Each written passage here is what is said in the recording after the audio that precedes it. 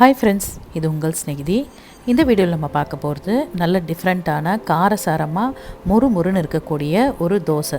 இந்த தோசை பார்த்திங்கன்னா ஆக்சுவலாக நம்ம யூஸ்வலாக பண்ணுறதை காட்டிலும் ரொம்பவே டேஸ்ட்டாக ரொம்ப கிறிஸ்பியாக இருக்கும். ஸோ இது சின்ன பசங்களுக்கும் ரொம்ப பிடிக்கும். இந்த தோசைக்கு பேர் என்ன அப்படின்னு பார்த்தீங்கன்னா கார தோசை.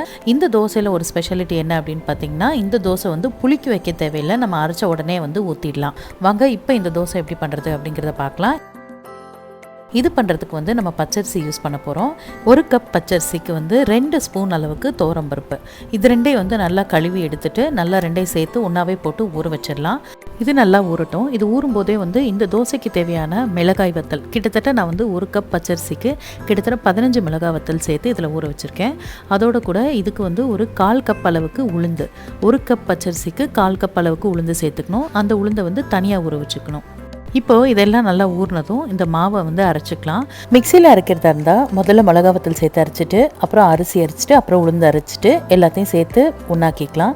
இதை அரைக்கும் போது இதோட ஒரு 20 பல் அளவுக்கு பூண்டு சேர்த்து அரைச்சிக்கோங்க. தேவையான அளவு உப்பும் சேர்த்து இதில் அரைச்சிக்கணும். கிரைண்டரில் அரைக்கிறதா இருந்தால் எல்லாத்தையுமே ஒன்றாவே போட்டு தேவையான அளவு உப்பும் சேர்த்து இந்த நான் சொன்ன 20 பல் பூண்டையும் சேர்த்து அரைச்சிக்கணும். இதோட கன்சிஸ்டன்சி பார்த்திங்கன்னா நல்லா நைஸாக அரைச்சிடணும். தண்ணி நீங்கள் நல்லாவே ஊற்றி அரைக்கலாம், ஏன்னா இது வந்து கொஞ்சம் மாவு வந்து தண்ணியாக தான் ஊற்றுற மாதிரி இருக்கும். ஸோ இப்போ இந்த மாவு வந்து நான் அரைச்சாச்சு, ரெடி ஆகிடுச்சு. இந்த மாவு ஊற்றுறதுக்கு முன்னாடி இதை தாளிச்சிக்கலாம். ஒரு கடாயை ஹீட் பண்ணிவிட்டு அதில் வந்து 1 ஸ்பூன் கடுகு சேர்த்துக்கிறேன். கருவேப்பிலையும் பெருங்காயமும் சேர்த்து தாளிச்சிட்டு அந்த தாளிச்சதை வந்து இந்த மாவோடு கலந்துக்கோங்க. இப்போ நமக்கு வந்து மாவு ரெடி ஆகிடுச்சு. இப்போ பாருங்கள் மாவு வந்து எவ்வளோ தண்ணியாக இருக்குது அப்படின்னு சொல்லிட்டு இந்த அளவுக்கு கன்சிஸ்டன்சி இருக்கணும். அதாவது நம்ம இப்போ கோதுமை மாவு தோசைலாம் ஊற்றுவோம் இல்லையா, அந்த அளவுக்கு தண்ணியாக இருக்கணும் இந்த மாவு. ஸோ அப்போ தான் வந்து இது ஊற்றுறதுக்கு ஈஸியாக இருக்கும், தோசை நல்லா மொறுமொறுன்னு வரும்.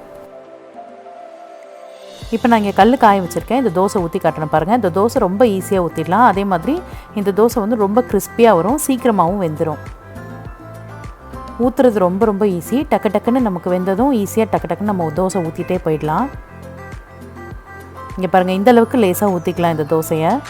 ஸோ நமக்கு தண்ணி பதம் கரெக்டாக இருந்தால் தான் இந்த அளவுக்கு லேசாக ஊற்ற வரும். ஒரு 1/2 ஸ்பூன் அளவுக்கு எண்ணெய் ஊற்றி ஒரு பக்கம் வெந்ததும் அடுத்த பக்கம் திருப்பி போட்டு வேக விட்டு எடுத்துக்கோங்க. இங்கே பாருங்கள், இது எவ்வளோ கிறிஸ்பியாக இருக்குது சைட்ஸில் அப்படின்னு சொல்லிட்டு. இப்போ அவ்வளோதான், இந்த தோசை வெந்துடுச்சு.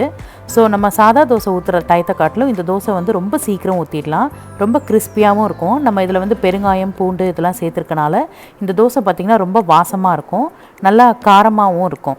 ஒரே மாதிரி தோசை சாப்பிட்டு போர் அடித்தவங்களுக்கு இந்த மாதிரி டிஃப்ரெண்ட்டாக தோசை ஊற்றி கொடுத்தீங்க அப்படின்னா குழந்தைங்களும் வந்து ரொம்ப விரும்பி சாப்பிடுவாங்க.